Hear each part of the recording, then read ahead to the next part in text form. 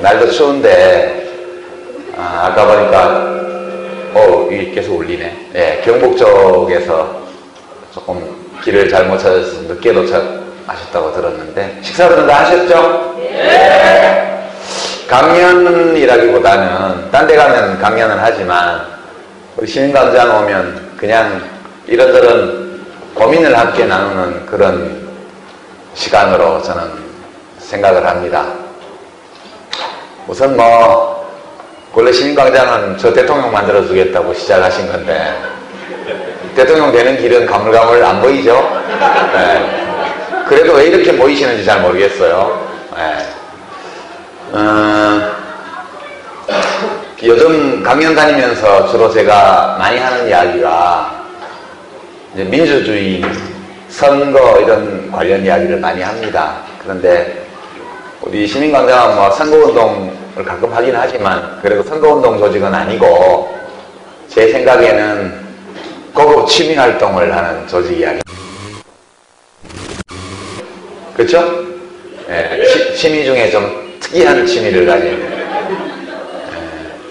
정치인 팬클럽을 취미 삼아 하는 것도 드문 일이지만 요즘 잘 나가는 정치인도 많은데 좀 한물 가가지고 별로 좋은 소리도 못 듣는 정치인 팬클럽을 계속 하신다는 거는 참으로 특이한 취향을 가진 분들만이 할 수 있는 게 아닐까 이렇게 생각합니다. 2007년도에 우리가 모임이 만들어졌지만 그 이전부터 벌써 알고 또 2001년, 2002년 노사모 이제 16대 대선 등등 해서 그때부터 한 10여 년 넘은 관계들도 있고 오늘 와서 처음 뵙는 분도 계십니다. 모두 다 총회인데 6기 집행부가 끝이 나고 조이프님 집행위원장 1년 하시고 또 대표도 1년 하시고 고생 많으셨어요. 박수 한번 보내주세요.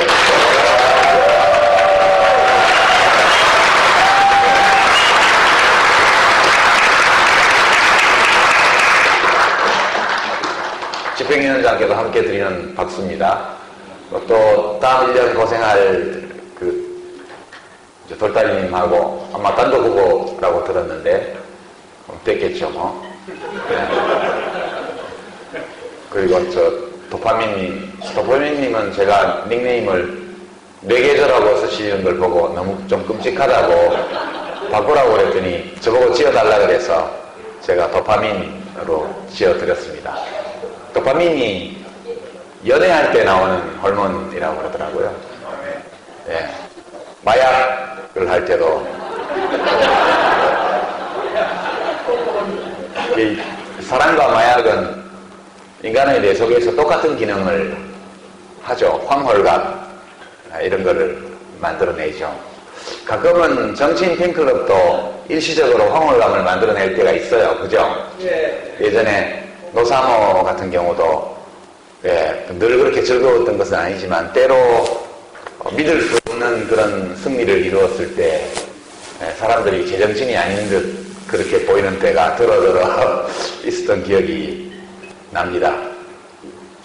의원 여러분들 1년에 한 번씩 이렇게 전국에서 오셔서 이렇게 만나고 또 지역별로는 체육대회도 하고 야유회도 하고 여러 가지 해서 또 보기도 하고 제가 강연 다니면서 뵙기도 하고 대부분 얼굴들하고 닉네임하고 일치는 못 시켜도 보면 안면은 다 낯익은 분들이 여기 와 계십니다.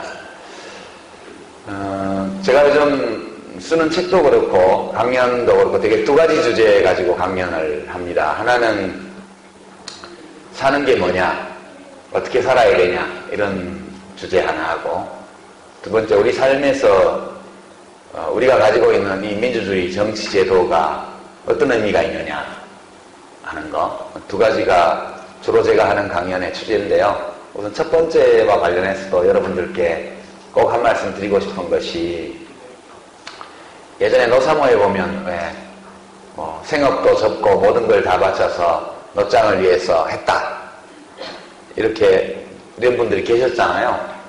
근데 그것도 하나의 삶의 방식일 수는 있는데 그렇게 하면 그 지지를 받는 정치인이 되게 부담스러워요. 우리 노 대통령님 돌아가실 때 마지막 남긴 글에 보면 너무 많은 사람에게 신세를 졌다 그런 게 나오죠. 그 신세 진 사람 중에는 뭐 아주 다양한 분들이 있지만 그 중에는 또 그렇게 생업까지 접으면서 정치인 노무현을 위해서 뛰었던 사람들에 대한 부채의식도 포함되어 있었을 거라고 저는 생각을 합니다. 근데 저는 이제 정치를 하는 저도 그렇고 또 제 팬클럽에 함께하고 있는 여러분들도 그렇고 이 정치가 인생의 다는 아니잖아요. 아주 중요한 일부일 수는 있겠지만 이것이 다는 아니라고 봐요. 또 중요한 일부인 경우에도 이것이 다 단지 어떤 사명감이나 이런 것만으로 하면 좀 안 좋을 것 같다는 생각이 듭니다. 오래 못 가거든요. 오래 못 가고 또 뭐가 잘 안 되면 굉장히 후회를 하게 돼요. 하지 말걸 그렇게.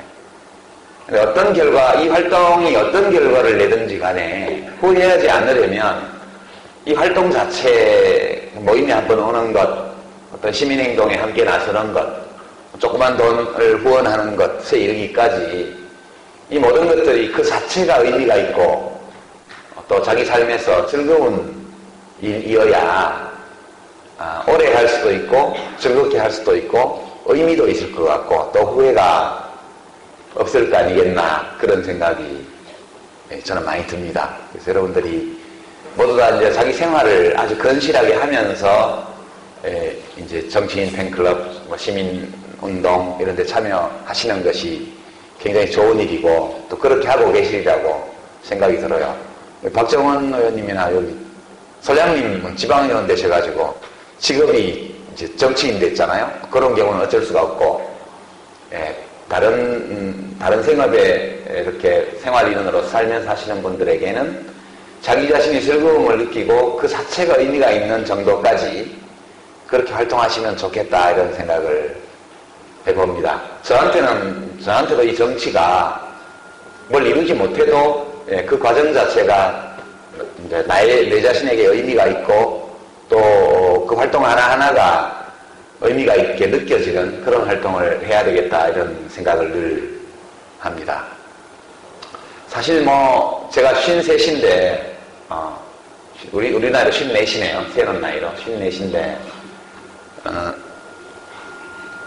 대학에 입학한 지가 이제 35년이 됐습니다. 그러니까 내 힘으로 내 판단으로 살아가기 시작한 지가 35년 정도가 됐는데 통계청의 통계를 보니까 제가 큰 사고를 당하지 않고 뭐 특별한 병에 안 걸리면 평균적으로 한 80세까지 산다고 그래요. 지금 50대 중반이 된 남자의 경우에.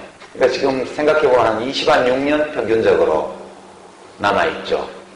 그리고 이제 국민 평균 8년 정도는 생물학적 수명보다 건강 수명이 짧다고 나와 있습니다. 그러니까 전 생애 중에서 8년 정도는 질병 때문에 정상적인 삶을 잘 못하고 지낸다고 그래요. 그렇게 8년을 빼면 그러면 뭐 한 17년 그 정도 남은 것 같아요. 이 활동할 수 있는 시간이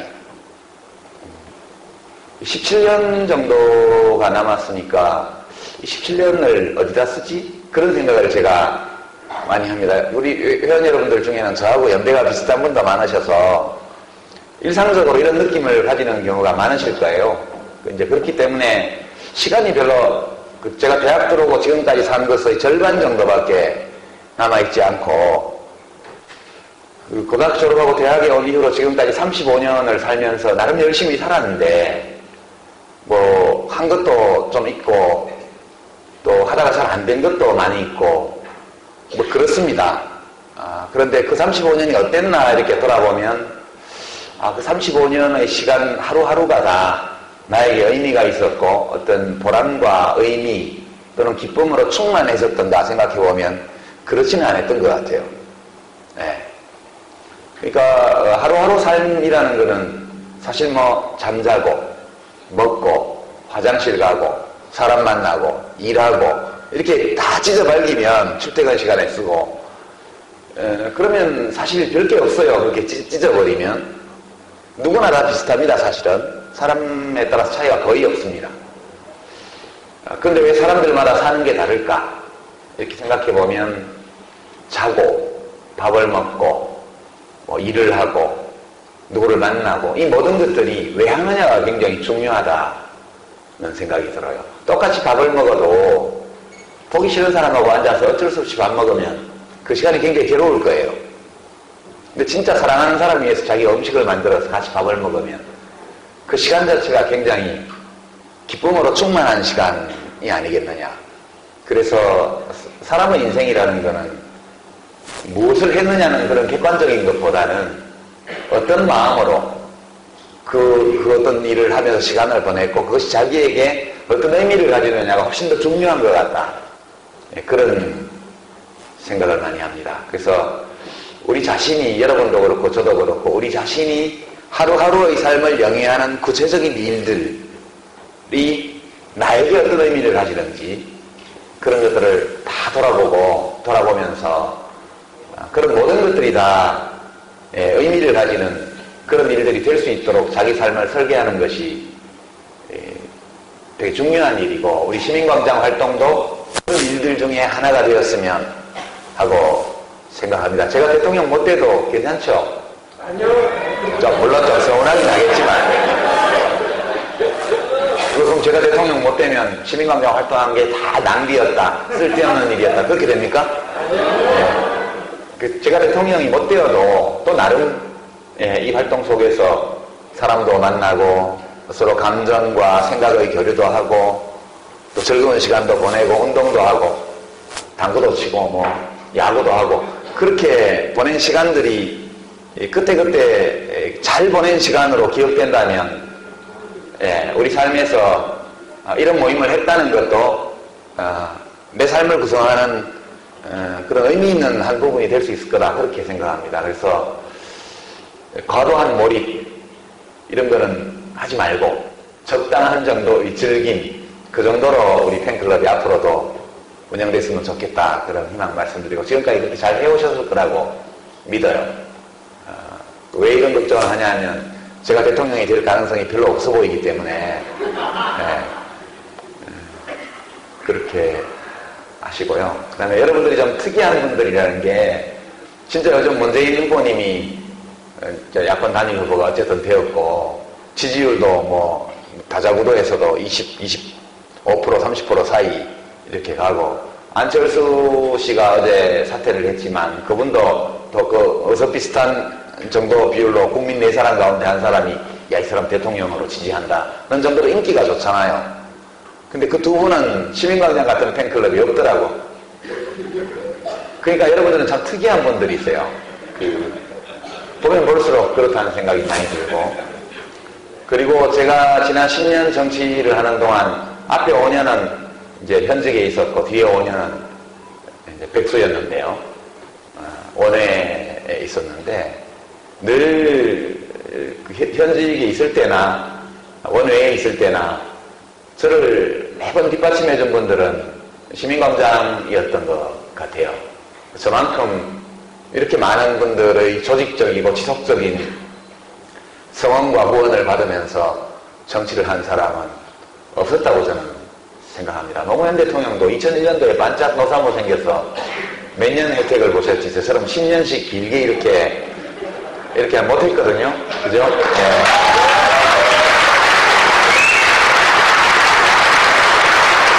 정말 개인적으로는 너무나 고맙게 받아들이고 그리고 이 좋은 에너지 이렇게 잘 나갈 때나 망했을 때나 상관없이 어떤 정치인을 지켜보고 성원하고 또 뒷받침해 해주고 또 그것만 하신 게 아니라 여러분들 뭐 시민단체들하고 연대해서 지역에서 봉사활동이나 이 시민운동 같은 것도 많이 하셨잖아요. 시민단체 바자회에서 시민광장이 바자회 하면 비싼 물건 팍팍 산다고 인기도 좋다는 얘기도 제가 들었고 돈 냄새가 어디로 나갔는지 시민광장 재정 넉넉하다고 후원을 바라는 단체들이 많이 찾아오기도 하고 그랬다고 제가 들었습니다. 그러니까 여러분들의 에너지가 저 하나만을 향한 것이 아니라 사실은 우리들 각자의 마음속에 있는 좀 더 좋은 대한민국, 좀 더 좋은 나라, 좀 더 훌륭한 사회 그리고 더 많은 자유, 더 확실한 정의, 이런 공동체의 선을 향한 갈망, 소망, 이런 것들이 저를 통해서 일부 부분적으로 표출된 거라고 저는 생각합니다. 맞죠? 예.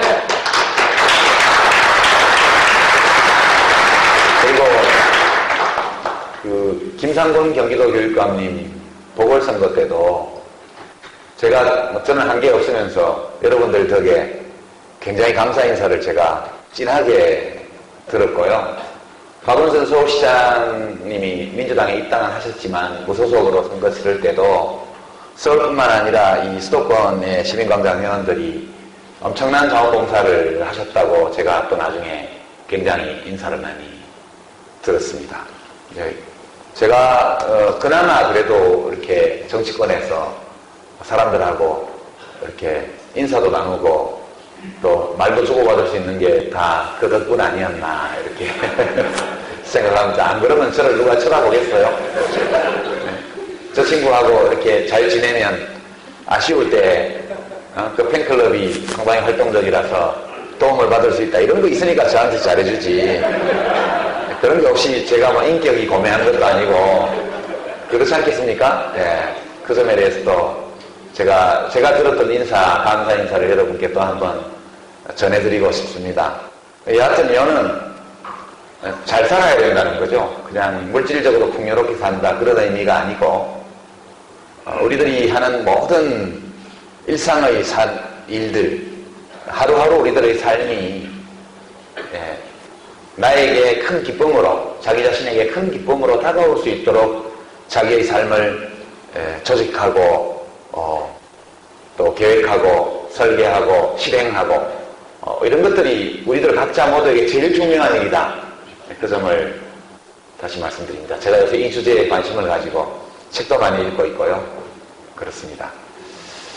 두 번째는 민주주의에 관한 건데요. 아리스토텔레스나 플라톤 같은 2500년 전 철학자들이 그렇게 말했더군요. 국가가 훌륭하려면 시민들이 국정에 활발히 참여해야 하고 그리고 국정에 참여하는 시민들이 훌륭할 때 국가는 그만큼 더 훌륭해진다. 시민들이 그다지 훌륭하지 않아도 훌륭한 국가가 지도자가 훌륭하면 훌륭한 국가가 될 수도 있지만 그 시민들이 훌륭할수록 국가가 더 훌륭해진다. 그런 얘기들이 그 철학자들 책에 다 나오더라고요. 그게 이제 저는 우리 노무현 대통령님이 민주주의 최후보루는 깨어있는 시민들의 조직된 힘이다 라고 말씀하신 의미라고 저는 받아들여요. 표현법만 다르지 똑같은 거다 그렇게 생각하고요. 제가 좀 다니면서 하는 민주주의 강연의 핵심 내용은 우리가 가진 선거제도 민주주의라고 말하는 이 자유주의적인 정치 질서 이것이 훌륭한 사람을 권력자로 뽑는 데 적합한 제도가 아니라는 사실을 많이 이야기합니다. 보통 사람들은 민주주의 선거를 하면 훌륭한 사람이 대통령으로 뽑히고 훌륭한 사람이 국회의원으로 뽑히는 게 맞다 이렇게 생각하시잖아요. 근데 사실 그게 아니라는 거죠. 때로는 훌륭한 사람이 권력자로 뽑히기도 하고 때로는 아주 형편없는 인물이 뽑히기도 해요. 누구라고 말은 안 하겠습니다. 오로지 돈을 벌기 위해서 대통령이 된 사람도 있다고 저는 생각해요. 역시 누구라고 말하지는 않겠습니다. 아버지 원수를 갚으려고 대통령이 되려는 사람도 있죠. 누구라고 말하지는 않겠습니다. 이 선거로 권력자를 뽑으면 온갖 사람이 다 뽑혀요. 서점에서 많이 팔리는 책이 반드시 좋은 책이라고 할 수 없는 것처럼 표를 많이 받는 정치인이 반드시 훌륭한 사람이라고 볼 수는 없습니다. 우리가 가진 이 민주주의 제도는 누가 다스려야 하느냐 할 때 다스리는 능력이 아주 훌륭한 사람을 권력자로 뽑기 위해서 만든 제도가 아니고 가장 악랄한 인물이 권력을 잡더라도 나쁜 짓을 많이 못하게 하려면 정치 제도를 어떻게 조직해야 되느냐 하는 문제에 대해서 인간이 내놓은 답이거든요. 지금까지 내놓은 가장 훌륭한 답이 민주주의다 이렇게 생각합니다. 민주주의는 훌륭한 사람을 권력자로 뽑기 위한 제도가 아니고 최악의 인물이 권력을 잡았을 때도 나쁜 짓을 많이 할 수 없도록 만드는 제도예요. 그러니까 임기가 있죠. 모든 권력자는 선출하도록 돼 있고 선출된 권력자는 임기가 있고요. 그 다음에 여러 기구를 뽑아놔가지고 권력기관을 여러 개로 만들어놔서 서로 다퉈요. 감시하고 견제하고 다투고 여기다가 자유언론 제도까지 물론 우리나라에서는 제 기능을 좀 못하는 경우가 많지만 그래도 어쨌든 한겨레 신문도 있고 경향신문도 있잖아요. 다 조중동 같지는 않으니까 그렇게 해서 사방 감시의 눈을 만들어 놓고 서로 간에 다투고 경쟁하도록 정당도 복수로 만들어서 여당이 있고 야당이 있도록 해놓고 이렇게 하니까 백두대간의 턴을 뚫어서 한반도 대군하겠다고 공약하고 우리 각하께서 대통령이 되셨지만 못했잖아요. 그 대신 짝퉁으로 4대강 사업을 했죠. 그리고 뭐 사람들 다 잡아가고 싶어도 기소하면 법원에서 거의 대부분 다 정치적 기소권에 대해서 무죄 판결이 났죠. KBS 정연주 사장부터 시작해서 뭐 촛불 네티즌들, 시민단체 활동가들 등등 해서 그 정치적 목적으로 기소를 한 사람 대부분이 무죄 판결을 받았습니다. 해직된 시국선언 교사들까지. 이런 게 다 권력 분산이 권력을 분산하고 서로 견제하게 함으로써 지금 청와대에 계신 분은 되게 나쁜 사람이잖아요. 저는 그렇게 생각해요. 사람이 되게 나빠요. 그러니까 민주주의 제도를 잘 갖춰놔도 나쁜 사람이 권력을 잡으면 제도의 일부를 무력화시키고 나쁜 짓을 막 하게 돼 있습니다. 근데 일반적으로 당하지는 않아요. 이 제도 덕분에. 그래서 어떤 분들은 투표권을 투표한 날 하루만 우리가 주권자고 그러고 나면 꽝이다. 투표 뭐하러 하냐 이렇게 말씀하시지만 그거는 오해입니다. 이 민주주의 제도라는 것은 꼭 훌륭한 사람을 권력자로 선출한다는 보증은 없어요. 그러나 아까 말씀드린 것처럼 최악의 인물이 권력을 잡더라도 임기가 있고 그가 한 또는 뭐 그 여자가 한 어떤 압독한 결정도 나중에 뒤집을 수 있습니다. 그러니까 민주주의라는 것은 그 시스템 안에서 이루어진 어떤 결정도, 의사결정도 번복될 수 없는 결정은 없다. 이게 민주주의의 기본적인 내용 중에 하나이기 때문에 이런 점들 얘기하면서 제가 그놈이 그놈이다, 바꿔봤자 소용없다, 선거 뭐하라 하냐 등등의 이런 생각을 하지 마시라고 그렇게 많이 강연을 합니다. 그 점은 여러분께 다시 한번 말씀드리고요. 제가 대통령 후보로 출마를 안 했으니까 여러분 할 일이 별로 없으시죠? 그래서 저 말고도 저 다음으로 좋은 사람들이 또 있죠. 뭐 유시민만큼 마음에 들지는 않지만 그만은 못하지만 그래도 괜찮은 사람들이 나와 있잖아요. 그죠? 네. 아니 저 모르게 안철수 캠프나 문재인 캠프에 가서 선거운동 하신 분들도 계시잖아요. 2007년도에 문국현 씨가 출마를 했을 때 우리 시민광장 회원들 중에 문암대에 가서 자원봉사 하신 분들 꽤 있었죠? 그래서 제가 거기 가지 말라고 그때 그랬어요. 거기 아니다. 그 산은 아닌 것 같다. 그래도 말려도 부득부득 가시더니 몇 달 못 돼가지고 역시 아닌가 봐요 그러면서 다시 돌아오던데요.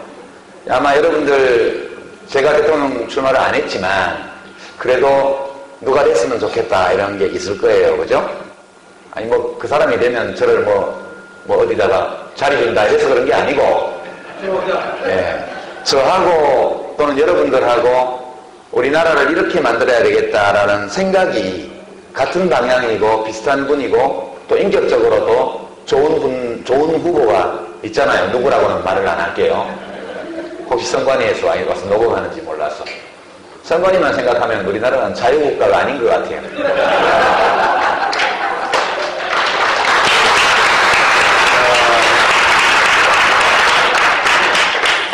제가 이제 안철수 후보하고 문재인 후보가 경합하는 과정을 이렇게 보면서 이제 다 예측됐던 겁니다.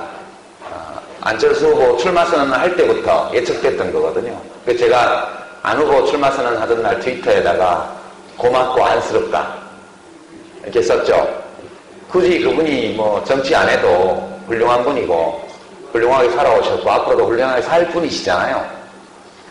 근데 개인적으로 아쉬움이 하나도 없이 사회 속에서 얼마든지 기여하고 공헌하면서 존경받으면서 살 분이 이 험한 정치 바닥에 뛰어들었으니까 정치를 하고 있던 저희 같은 사람들이 볼 때는 너무 고맙죠. 그런 좋은 분들이 정치로 많이 들어오시면 기존에 좋은 마음으로 정치하고 있던 사람들이 짐이 덜어지기 때문에 굉장히 고마운 일이라고 저는 받아들였고요.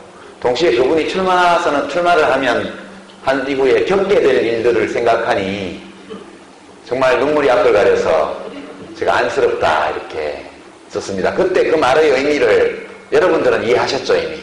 예. 다른 유권자들, 시민들은 이게 무슨 의미일까 잘 이해를 못해서 트위터로 저에게 질문도 많이 하셨어요. 그러니까 후보 단일화를 둘러싸고 민주당 후보하고 이렇게 경쟁하게 되리라는 것, 그것은 처음부터 자명한 일이었고요.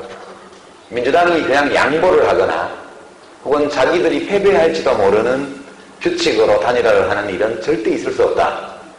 민주당은 반드시 99.999% 정도 자기들이 이기는 것이 확실한 룰만 합의를 할 거다. 그렇게 예측했기 때문에 그 과정에서 조직이라든가 어떤 네트워크가 부족한 안철수 후보가 굉장한 고통을 겪게 될 것으로 저는 예측을 했습니다.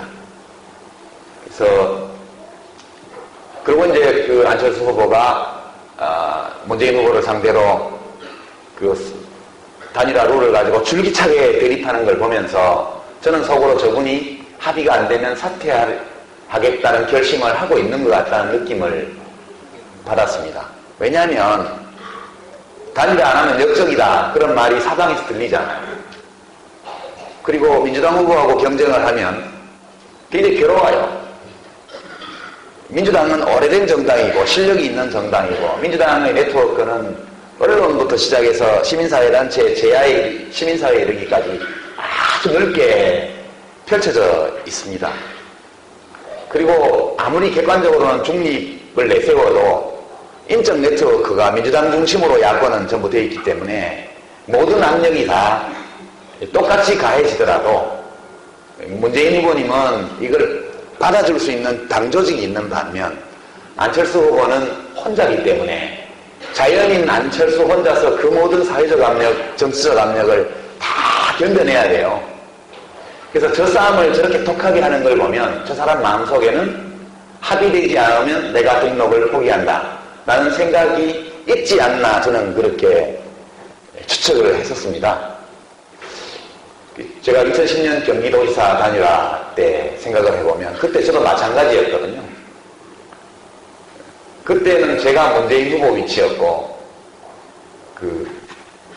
그랬습니다. 지지율이 적합도면에서 제가 압도적으로 앞섰죠.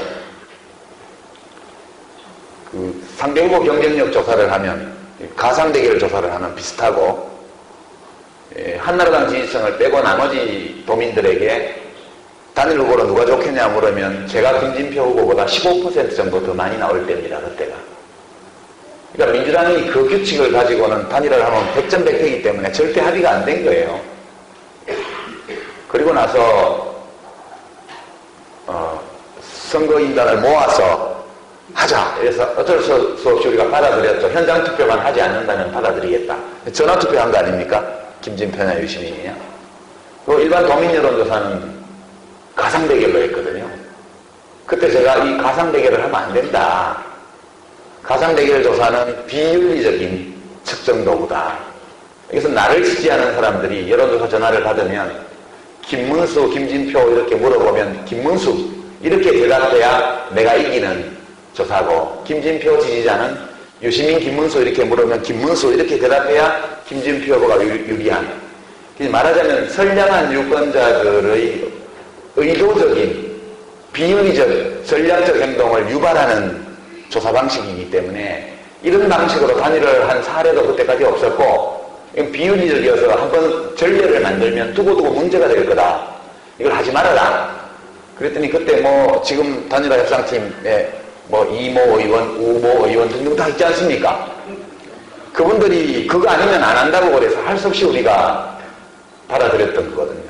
안철수 캠프에서 그거 2010년 단일화 때 유시민하고는 했는데 왜 당신들 안 받아들이냐 그랬다고 그래요. 근데 그분들도 오해한 게 제가 그걸로 하자고 한 것처럼 오해를 한 거예요. 저는 그거 절대 안 된다고 그랬어요. 제가 분리해서라기보다는 그 방식이 비윤리적인 측정 도구이기 때문에 안 된다고 했던 거거든요. 근데 민주당에서 뻑뻑 우겨가지고 할 수 없이 그걸 했던 건데 안캠프에서도 그걸 제가 하자고 주장해서 민주당이 받아들인 것처럼 오해를 하고 있었고요. 민주당에서는 심지어 제가 하자고 해서 해준 것처럼 그렇게 거짓말을 해요. 자기들이 하자고 해서 제가 어쩔 수 없이 받은 거거든요. 그렇게 해놓고 이제 와가지고는 가상대결 조사는 비윤리적이고 그래서 못하겠다 이렇게 해서 안철수 씨를 공격을 했죠. 그래서 제가 똑같은 사람이에요. 그 얘기한 사람이 2010년에는 그거 해야 된다고 그러고 이번에는 그거 하면 안 된다고 그러고 그리고 공론조사도 안철수 씨가 얘기한 것은 이치에 안 맞았죠. 자기 후원자 절반, 펀드 투자자 절반에 민주당 대의원 절반 이렇게 하자 그러면 이거는 말이 안 돼요.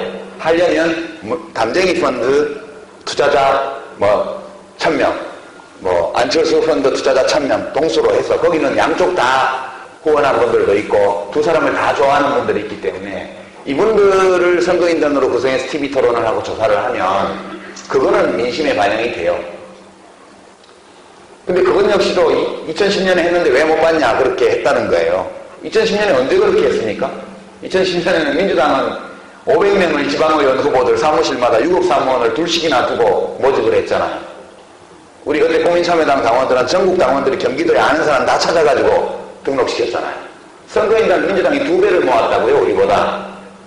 그러나 민주당 선거인단 중에서 저를 찍어준 분이 전체 민주당에 모집한 사람 중에서 4명 중에 1명 정도가 저를 찍어줬기 때문에 제가 후보가 된 거죠.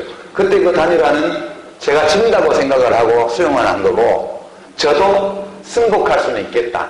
그러니까 진 쪽이 승복할 수 있는 정도의 합리성을 가진 규칙이라 해야 된다고 해서 그 욕을 얻어먹어가면서 시민단체의 공적이 되고 모든 언론에서 목리, 시간 끌기, 벼랑끝 전술 온갖 욕을 들어가면서 했던 그 방식입니다. 민주당이 압도적으로 유리한 방식이었고 민주당이 이길 확률이 99%, 제가 이길 확률이 1% 있는 방식이었어요. 지금 와서 유시민도 이렇게까지 심하게는 안 했다 이런 얘기 하는데 누가 누구한테 심하게 했습니까?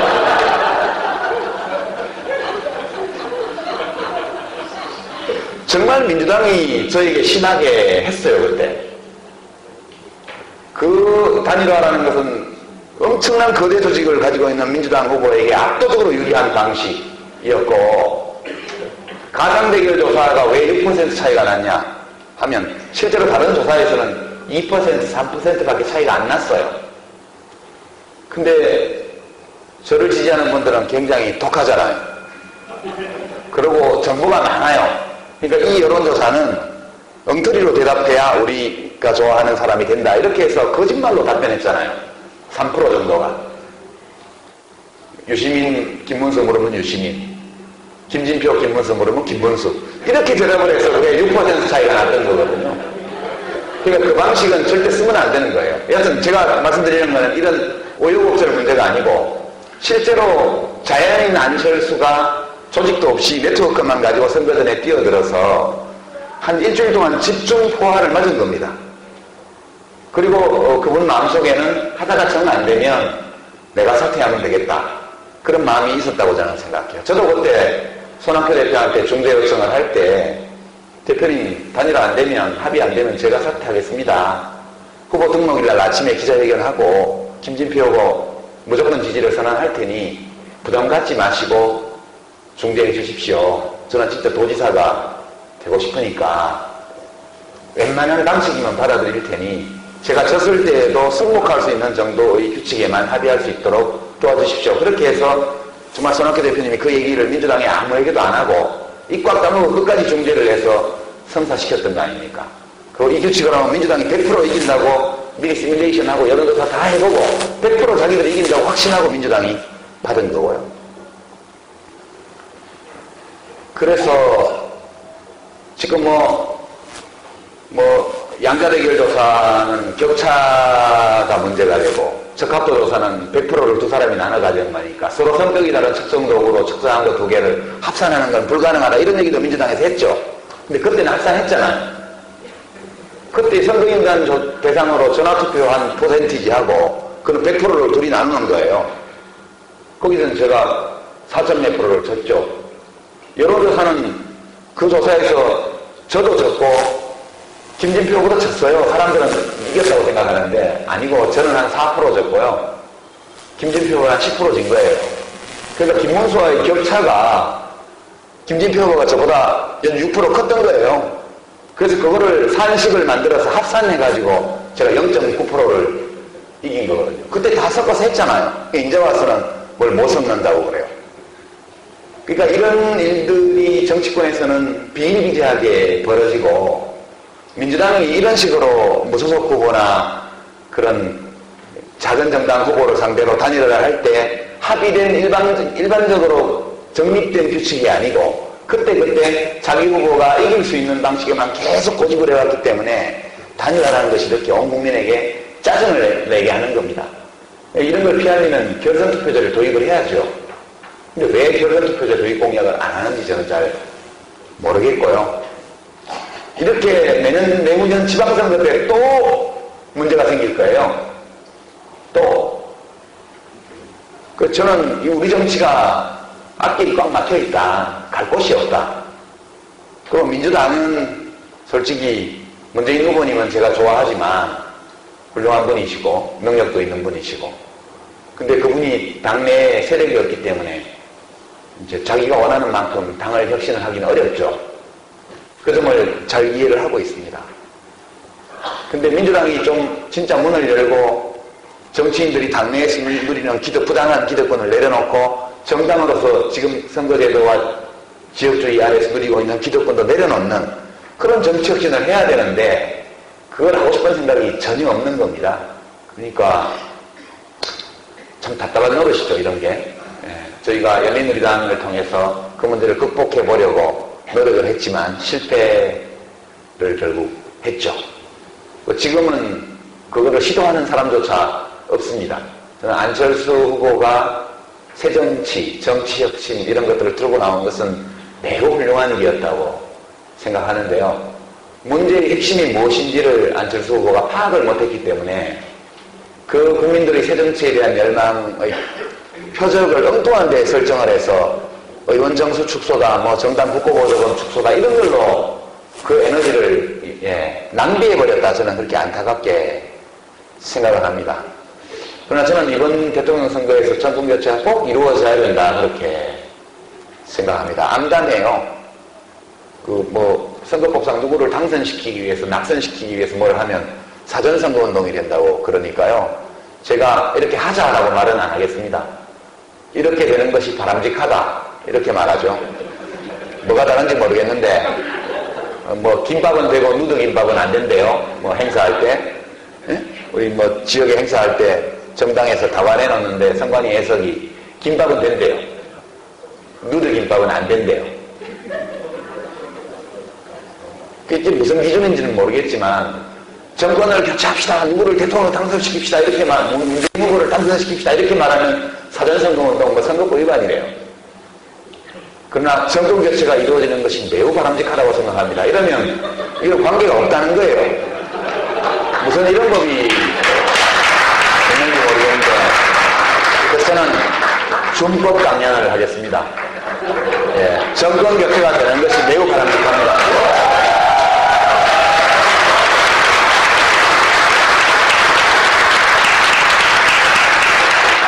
그리고 단일화 그러니까 이 민주주의 제도라는 것이 꼭 훌륭한 사람이 권력을 가지게 한다는 보증은 없지만 그렇다면 우리는 이 민주주의 정치 제도를 가지고 국가를 더 훌륭하게 만들기 위해서 뭘 해야 될까? 이 제도가 훌륭한 사람이 권력을 가지는 것을 보증하지는 못한다 할지라도 그러면 좀 더 훌륭한 사람이 권력을 가질 가능성을 높게 만들기 위해서 우리는 이 제도 아래에서 어떻게 해야 될까? 그 고민이 우리가 해야 될 고민이라고 생각해요. 시민들이 똑똑하고 깨어있고 훌륭하면 훌륭한 만큼 더 훌륭한 사람이 권력자로 뽑힐 가능성이 많아지죠. 그러니까 훌륭한 시민들이 참여를 많이 할수록 역시 훌륭한 사람이 권력을 가질 확률이 높아집니다. 서로 더 많은 국민들이 잘못 판단해서 한때 훌륭하지 않은 사람을 권력자로 뽑았다 하더라도 훌륭한 시민들이 다방면으로 정치에 참여하면 할수록 이 나쁜 사람이 못된 짓을 많이 할 가능성이 줄어드는 거죠.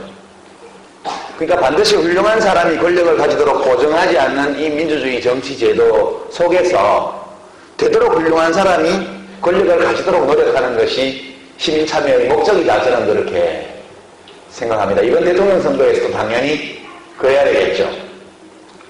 그래서 저는 지금 이제 심상정 후보 선대위원장인데 지금 회의를 하다가 왔습니다. 이제 또 마치고 가서 또 회의를 해야 되는데요. 이제 고민은 이런 것이죠.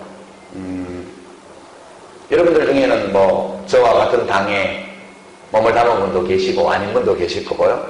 또는 뭐 진보정의당이 아닌 다른 정당의 당원인 분도 뭐 계실 수도 있죠. 저는 그렇게 생각합니다. 시민광장은 그런 걸 배제하지 않으니까요. 저만 좋아하면 되잖아요. 네, 그러니까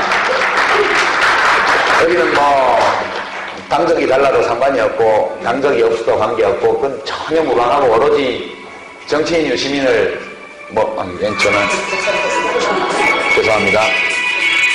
조금 이따 전화 드릴게요. 죄송합니다. 이거 제가 조처를 안 해놔가지고. 근데 이제 고민이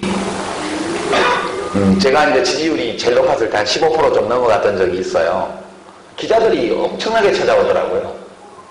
그 유력한 대권 주자신데 뭐에 대해서 한 말씀 자꾸 물어보니까 제가 감당이 안 돼서 저 안 유력한데요. 맨날 그러고 도망을 다녔습니다.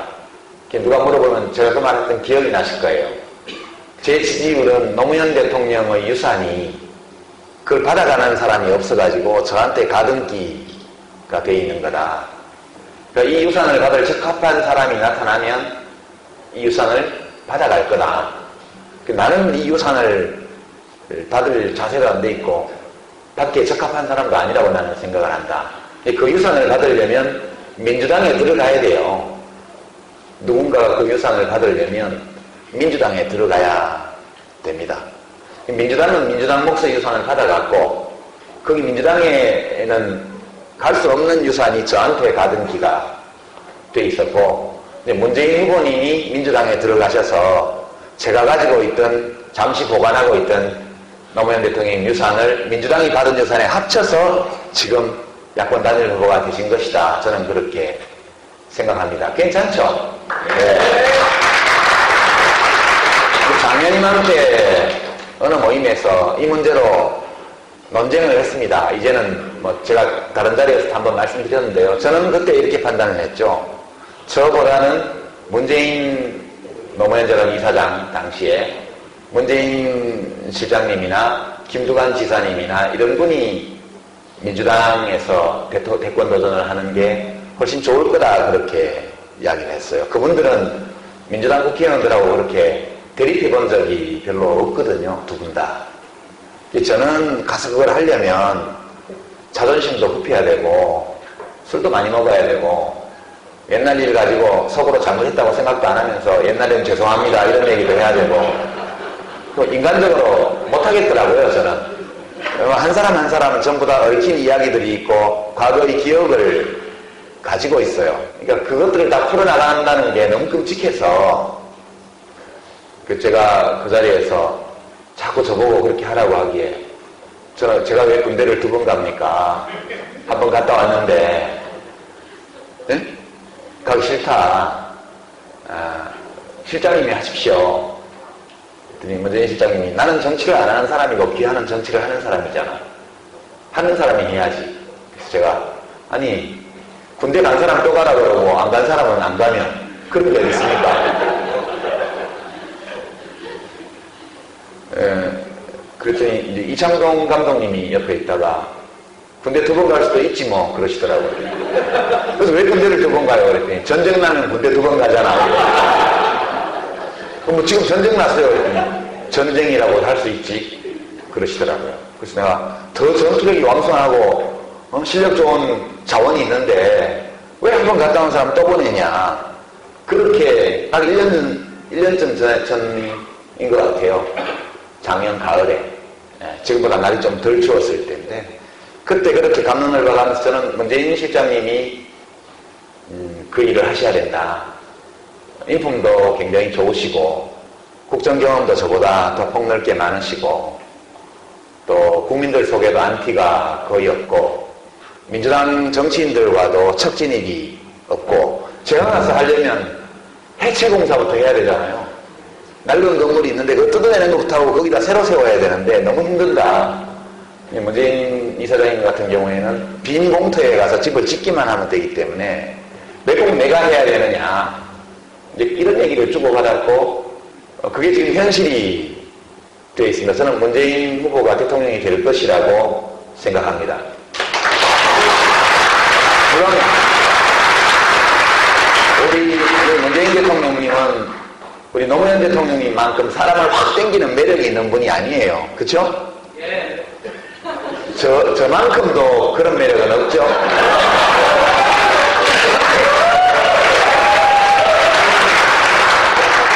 근데, 저는 노무현 대통령 임기 말쯤에 여론조사 지표를 보니까 청와대에서 한 거, 안티 비율이 60%가 넘더라고요, 저는. 저보다 더 높은 분들이 정동영 의장님은 더 높고요. 그 당시에 이해찬 총리님도 더 높고요. 한명숙 총리님도 저 못지 않더라고요. 저만 안티가 있었던 게 아니에요.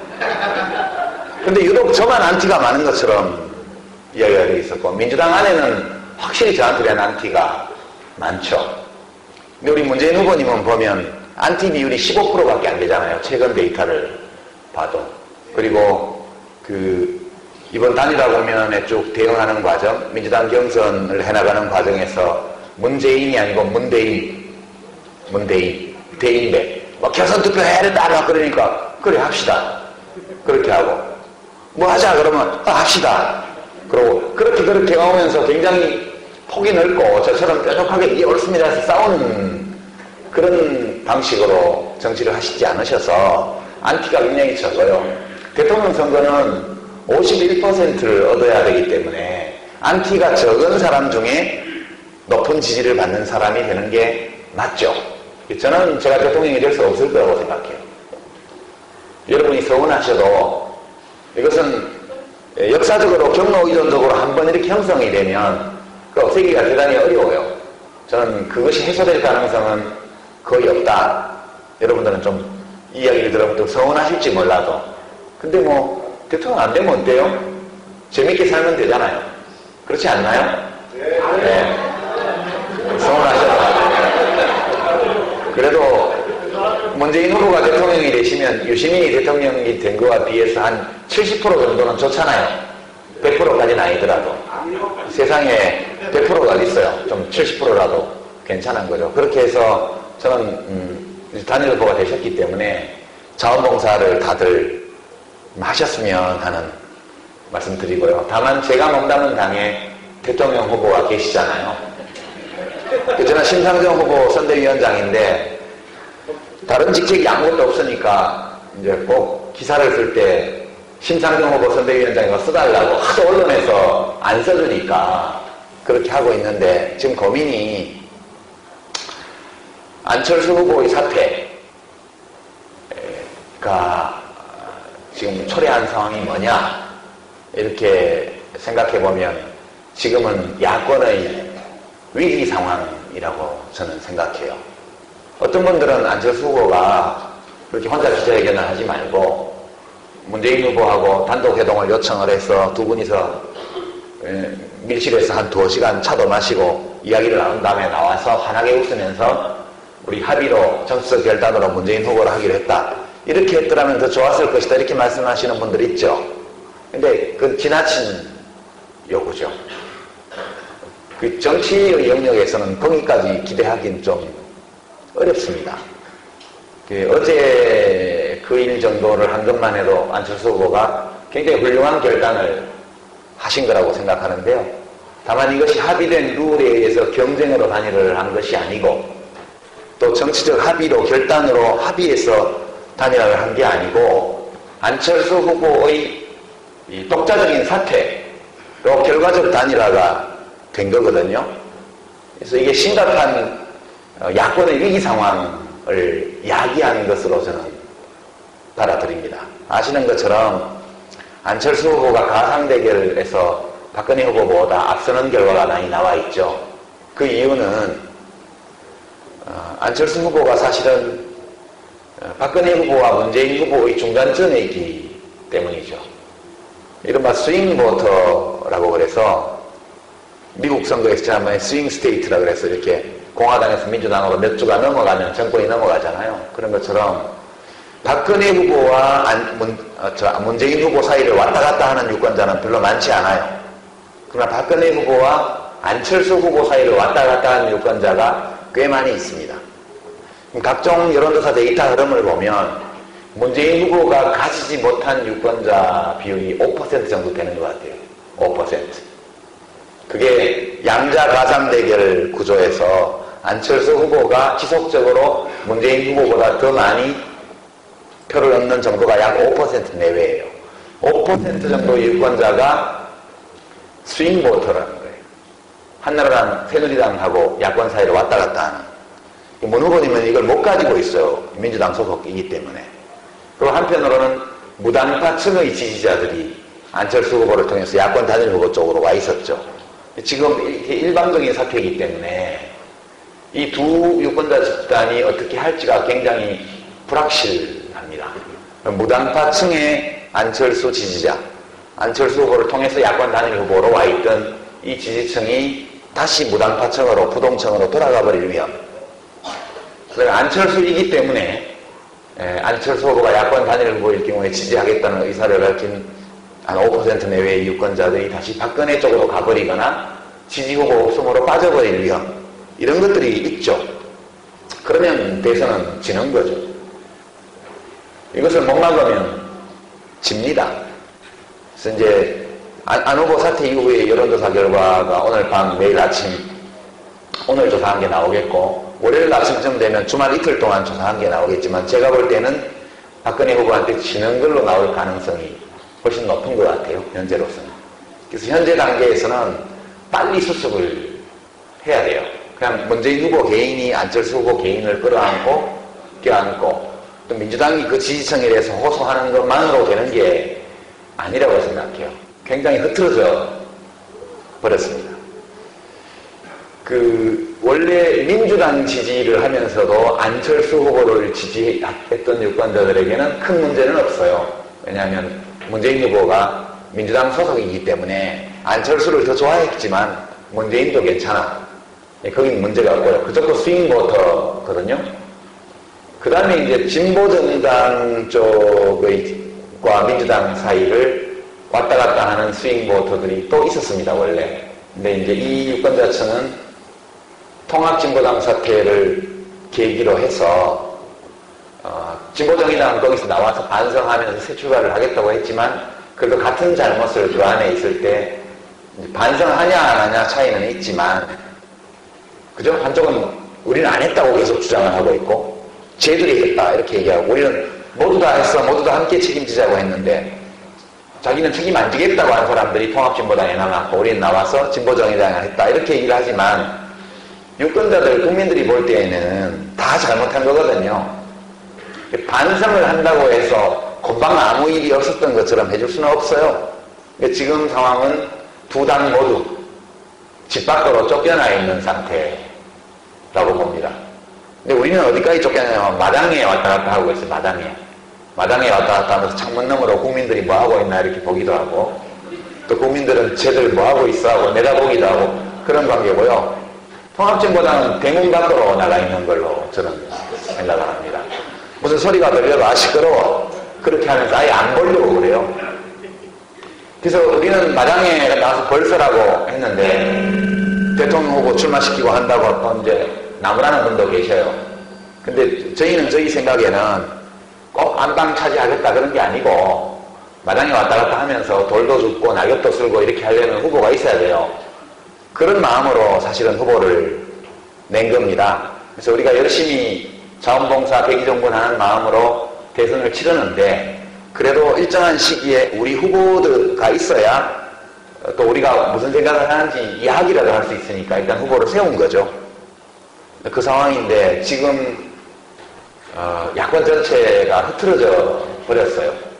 서로 룰을 합의해서 경쟁하고 결정이 됐으면 승복이 쉽고 또 다투지 않고 결단해서 합의를 했어도 승복이 쉬운 반면 지금 상당히 오랜 시간에 걸쳐서 서로 감정적으로까지 대립한 끝에 한쪽이 그냥 사퇴를 해버렸기 때문에 상황이 매우 어렵다고 저희는 보고 있습니다. 이 문제를 잘 수습해서 무당파층 또 과거에 한나라당시청에서 안철수 후보를 통해서 야권 단일 후보 쪽으로 일시적으로 와 있었던 유권자들을 어떻게든 붙잡아야 돼요.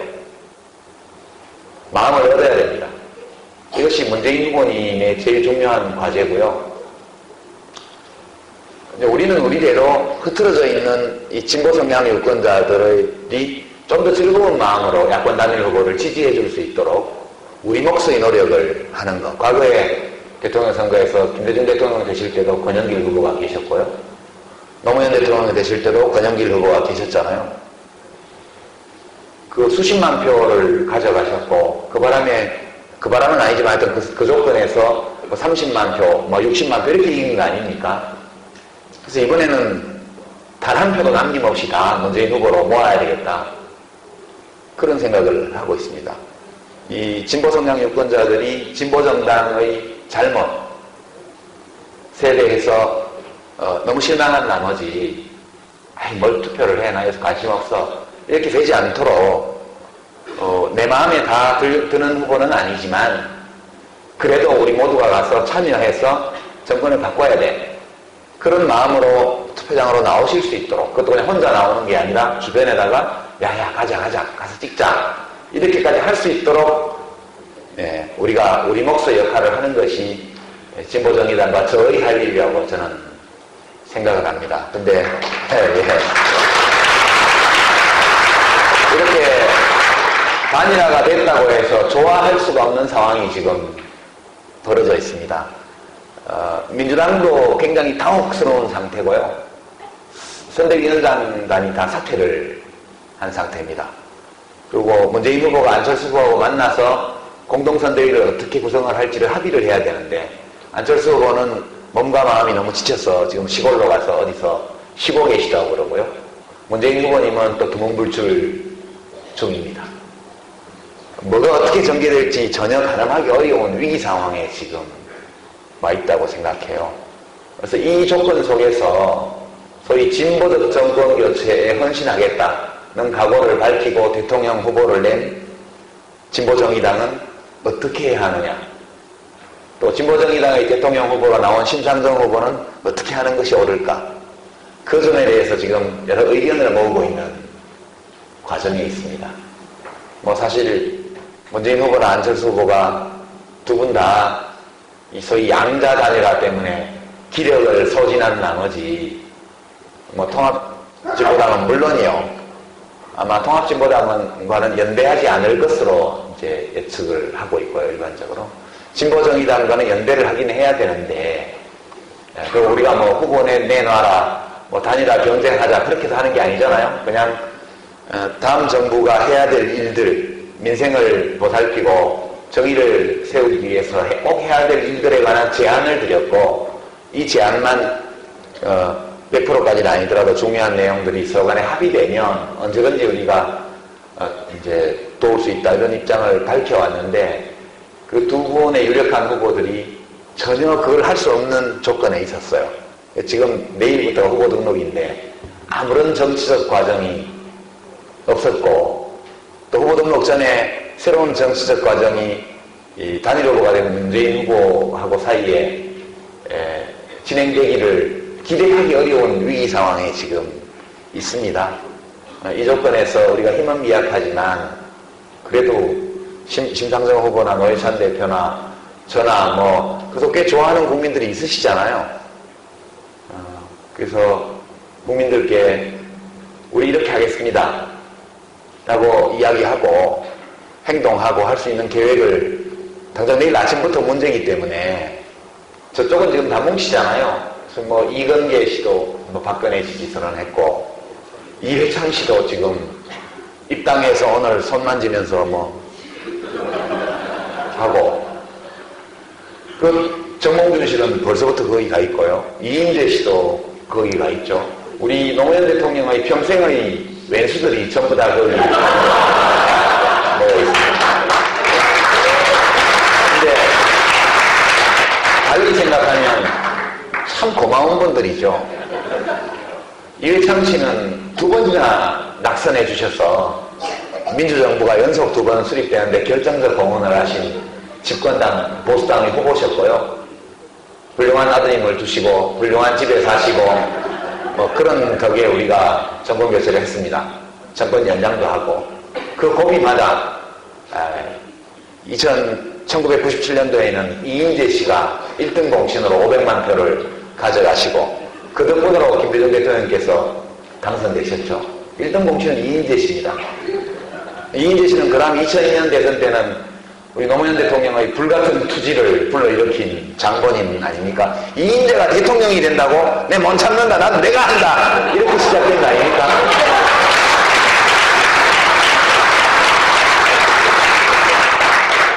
그 기회주의자는 포석의 대상이지 지도자로 모실 수 없다. 이게 우리 노무현 대통령의 정치 철학 중에 하나였기 때문에 야당을 하다가 보수당으로 다시 집권당으로 갔다가 다시 거기서 경선불복하고 뛰쳐나와서 출마했다가 다시 또 야당으로 넘어온 이런 사람이 대통령 후보가 된다는 거는 이거는 애들한테 교육을 어떻게 시키냐 이래서 출마하신 거 아니에요 처음에. 그래서 후보 토론할 때 네거티브 하시지 말라고 그렇게 말씀드려도 이인재 씨만 봤다 하면 눈에서 불이 나가지고 대책이 없었어요. 예, 거기다가 정몽준 씨는 또 노무현 대통령 당선 과정에서 지지율이 21%밖에 안 됐어요. 노무현 대통령이 단일화 당시에. 근데 그 단일화를 성공시켜서 지지율을 50% 넘게 올려주고 그리고 또 집권하기 6시간 전에 자진해서 또 권력을 내놓고 사라지셨다. 그러니까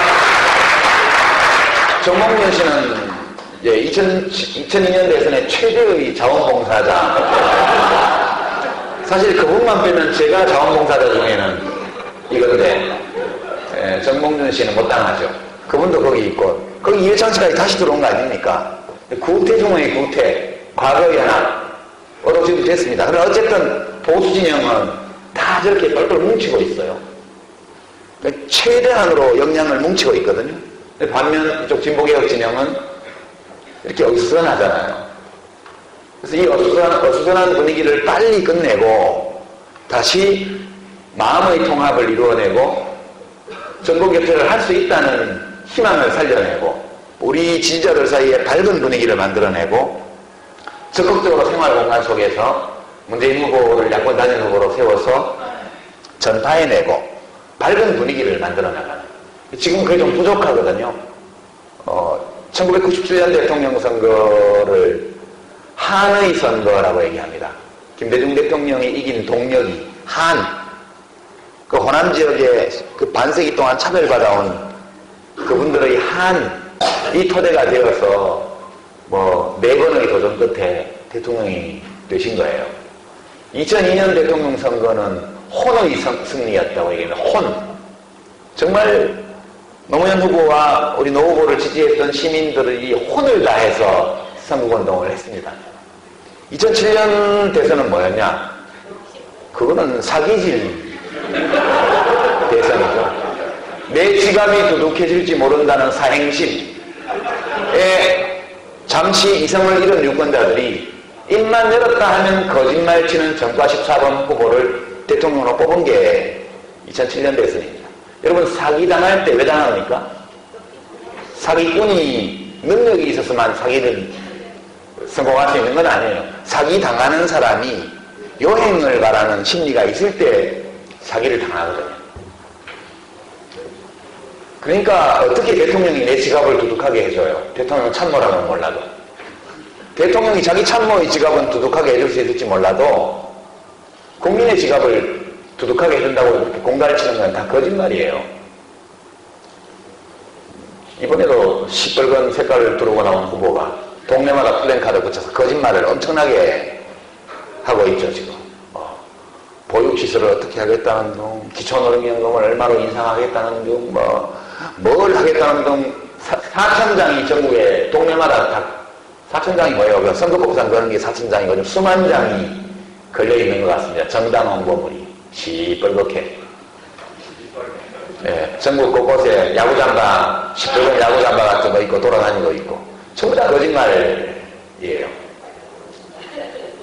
지금 부자 감세 철회도 안 하겠다고 하는 사람들이 어디서 돈을 만들어서 그걸 합니까? 제가 볼 때는 박근혜 씨가 대통령이 되면 명박산성보다 10배 높은 공안 통치가 재등장할 가능성이 매우 높다, 저는 그렇게 생각해요. 그래서 꼭 정권교체가 돼야 된다, 그렇게 생각하고, 지금 이 흐트러져 있는 야권의 분위기를 어떻게 바꿔내고 어떤 터닝 포인트를 만들어서 다시 한번 사람들 마음이 밝은 쪽으로 가고 긍정적인 기운이 국민들 사이에 생기고 이렇게 할 수 있을까? 뭘 우리가 하면 조금이라도 도움이 될까? 그 논의를 오늘 밤에 해서 내일 아침까지는 결정을 해야 됩니다.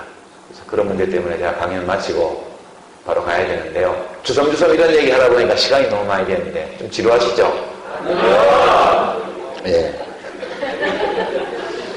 그렇게 지금 할 예정이고요. 이제 그동안에 사실 제가 이제 진보정의당에 있고 또 심상정 후보 선대위원장이다 보니까 여러분들이 자기 좋아하는 후보를 지지하는 의사표시를 하거나 뭐 자원봉사를 하려고 할 때 마음이 몹시 걸렸죠. 네, 마음이 몹시 걸렸습니다. 나중에 어차피 다 연합을 해서 함께 하게 되겠지만 그래도 아무리 마음이 그래도 혼자 저기 가서 하긴 좀 그렇다, 이런 것들 때문에 마음이 안 모였는지도 몰라요. 지금 문재인 후보는 팬클럽이 되게 빈약하거든요.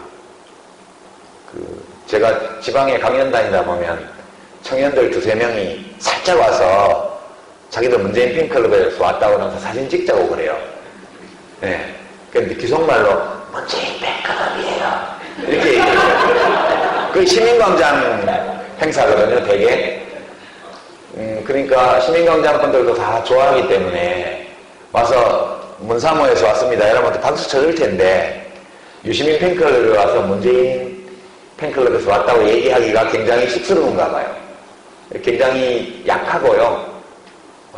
그 노사모도 옛날 같지가 않고 그렇기 때문에 민주당 당조직으로 선거운동이 안 된다는 거는 다 아시잖아요. 예나 지금이나. 그때로부터 10년이 지났지만 달라진 것이 하나도 없죠. 그래도 그 당을 보고 할 것이 아니고 이제 문 후보하고 안 후보하고 일단 어쨌든 단일화가 됐으니까 야권 단일 후보 문재인을 보고 이제 자유롭게 그렇게 하셔도 괜찮을 거라고 저는 생각해요. 저도 연합이 다 되면 저도 선거운동을 해야 될 거 아니에요. 그렇게 좀 진행될 수 있도록 이렇게 잘 해나가겠습니다. 이제 마무리를 해야 될 시간인데요. 여러분들을 뵈면 아까 감사하다는 말씀을 여러 차례 드렸는데 굉장히 또 죄송해요. 왜냐하면 시민광장이 만들어지고 나서 뭐 한 것 중에 된 게 하나도 없어요, 제가. 우선 막 만들어지자마자 그때 대통합민주신당 대통령 후보 경선 나갔는데 첫 주말 경선에서 4등 해가지고 무대 위에서 안 내려오고 바로 사퇴 선언하고 이해찬 후보 지지했는데 또 이해찬 후보도 후보가 안 됐잖아요. 그리고 대선은 530만 표 차이로 왕창 깨졌죠. 그리고 그 다음에 또 대구 와서 선거운동들 굉장히 열심히 하셨는데 더블 스코어로 떨어졌잖아요.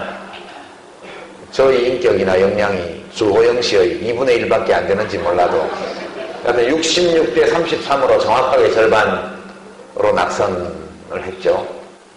그 대통령 돌아가시고 여러분들 또 장례식 할 때 고생들 하셨고 또 각 지역에서 분향소 차리고 운영하고 수고들 많으셨어요. 그래서 2010년 경기지사 선거 때 또 신나게 전화보다해서 했는데 그때 뭐 예선 통과는 했는데 여러분들 덕에 본선 가서는 또 우리 마음대로 되는 게 아니니까 또 안 돼버렸죠. 또 김해을 재보선 때도 또 열심히 하셨는데 터널 비도서에 막혀가지고 또 안 돼버렸죠. 그래서 활로가 없어서 지역구도를 돌파하는 제3당 건설이 필요하다 이렇게 판단해서 진보통합을 했는데 통합진보당은 또 내부 경선 부정사건으로 또 깨져서 또 망해버렸죠. 지금 진보정의당 또 그렇잖아요. 이 당이 잘 된다는 보장은 없지만 또 함께 그 당에서 나온 사람들이 같이 당을 하자고 하는데 또 의리가 있지 같이 얻어맞고 했는데 그냥 매도 같이 맞고 한 사이인데 버려두고 갈 수는 없잖아요. 힘 못해서 또 뭘 해야 된다 해서 하고 있는데 잘 안 되고 있잖아요. 그래서 뭐 이건 저희가 임시창당이고 정식 창당은 내년에 한다 이렇게 얘기했으니까 우선 7분의 국회의원들과 함께 임시로 꾸려나가는 상황입니다. 돌아보면 시민광장이 생기고 6기 집행부가 지나간 6년 동안 정치인으로서 제가 이룬 것이 하나도 없습니다. 앞으로 뭘 이룰 수 있을지도 사실 모르겠어요. 우리가 이인재 씨나 이해창 씨를 왜 흉봅니까? 자기가 이미 흘러가는 물인데 또 물레방아 돌리겠다고 다니니까 꼴불견이잖아요. 정치인은 각자 입장에서는 자기가 이제 소중한 사람이겠지만 국민의 입장에서 보게 되면 필요할 때 필요한 사람을 발탁해서 쓰고 필요성이 없어지면 버리는 거거든요. 안철수 후보가 필요했기 때문에 국민들이 불러들였어요. 지금도 쓰고 있습니다. 안철수 후보가 그럼 앞으로 정치인으로서 어떤 길을 밟아 나갈까? 제 생각해보면 앞이 캄캄해요. 제가 안철수 씨라면. 안철수 씨는 제가 밟아왔던 코스들을 그냥 밟게 될 겁니다. 근데 그분은 저보다 더 실력이 있고 더 존경받고 뭐 그런 사람이기 때문에 좀 더 잘할 수는 있겠죠. 누구든 저는 그 길을 걸어서 이 양당의 독과점 체제를 깨고 우리 정치에 경쟁의 활력을 불어넣는 일을 해줬으면 싶은데 안철수 후보의 정치 혁신에 대한 관점이 너무 뭐라고 표현을 해야 되나 여하튼 뭘 잘 모르시는 거예요. 그래서 이제 안타깝고 저 앞에는 어떤 길이 있을까 그런 생각을 많이 해봅니다. 그러니까 정치인이라는 것은 국민들이 믿어줄 때는 단신 혼자 몸으로도 엄청나게 힘이 셉니다. 안철수 씨 보셨잖아요. 그러나 어마어마하게 거대한 조직을 가지고 있어도요. 국민들 눈 밖에 나면 한순간에 죽는 게 정치인의 운명이에요. 저는 그 정치하는 사람이 늘 생각해야 될 것은 나는 국민에게 어떤 쓰임새가 있느냐 그거를 잘 봐야 된다고 생각해요. 저는 제 생각에 이 정당 구조를 바꾸고 정당을 혁신하는 것이 그게 국민에게 봉사하는 일이고 나는 그 용도에 필요한 사람이다 이렇게 생각을 하고 5년간 했지만 국민들이 그걸 받아들이지 않았습니다. 근데 지금까지 안 받아들였고 만약 앞으로도 받아들일 가능성이 없다면 그러면 굳이 계속해서 그 일을 해야 될까? 그러면 다른 사람이 다른 방식으로 그걸 해야 되는 게 아닐까? 이런 고민들도 합니다. 정치인으로서 나는 국민에게 어떤 쓰임새가 있는 사람인가? 이걸 계속 생각하고 있습니다. 팬클럽 회원들하고 노는 거야. 좋죠. 그거는 뭐 언제든지 좋은 일인데 정치인은 그것만이 목적이 아니고 자기가 잘 쓰이도록 하는 것이 정치인들의 기본인데 저는 지금 쓰임새를 못 찾고 있잖아요. 그래서 여러분들도 좀 고민해 보시고 저도 고민하고 우리가 뭐 노무현 대통령 같은 분은 못 될지라도 이인재 같은 사람은 되지 말아야죠. 그죠? 이해창 씨 같은 사람이 돼도 안 되잖아요. 그리고 뭐 민주당 안에서 안철수를 지지할 자유를 허하라 이러면서 기자회견한 수십 명의 전직 국회의원 같은 사람이 돼도 안 될 거 아니에요. 일할 때는 확실히, 떠날 때는 깔끔하게, 나설 때와 물러갈 때를 아는 정치인이 필요하잖아요. 만약 나의 쓰임새를 도저히 못 찾겠다 그렇게 생각하면 정치를 그만하는 것이 저는 좋다고 봐요. 아무 쓰임새가 없는데 자기가 계속 쓰임새가 있다고 주장하니까 며칠 전 TV에 새누리당 정당 연설원으로 김경재 씨가 나와가지고 막 하더라고요. 제가 보면서 저거는 잉여인간이지, 잉여인간. 아무짝에도 쓸모없는 거예요. 국민들은 필요를 하지 않는데 자기 혼자 쓸모있다고 해가지고 박근혜한테만 쓸모가 있지 누구한테 쓸모가 있어요, 그게? 정치하는 사람들이 제일 위험한 거는 자기 주관에 빠지는 거예요. 실제 자기가 어디에 쓰일 사람인지를 생각을 안 하고, 그게 제일 문제라고 보고, 저는 제가 여러분들과 함께 이루어보려고 했던 그런 제3당의 꿈, 지역구도와 소선구구제가 결합해서 정치를 하려면 그 두 당 아니면 안 된다. 그리고 그 두 당은 새로운 경쟁자가 안 나오기 때문에 국리민복과 무관한 것들 가지고 싸우고 실제 중요한 것은 내버려 두는 이런 단합 구조를 계속 유지하고 있어서 정치 혐오감이 깊어지고 국민들의 삶이 어려워지는 이런 문제를 극복하기 위해서는 정당과 정당 체제를 혁신해야 된다. 저는 그렇게 늘 지난 10년간 주장해 왔는데 결국은 아직은 국민들이 이것을 안 받아들이시는 것 같아요. 저는 그렇게 판단합니다. 또는 국민들이 필요하다고는 인정을 하지만 다른 사람이 다른 방식으로 받아들일지도 모르죠. 좀 기대를 사실 속으로 좀 했는데 이야기나 좀 들어보고 하시지 누구 얘기를 듣고 그런 걸 정치혁신이라고 내놓으셨는지 전 너무너무 안타까웠어요. 그리고 그 안철수 씨에게 투사되었던 새정치에 대한 열망, 열정 이런 것들이 이렇게 무산되고 흐트러지는 걸 보면서 정말 안타까운 마음을 가누기가 어려워요.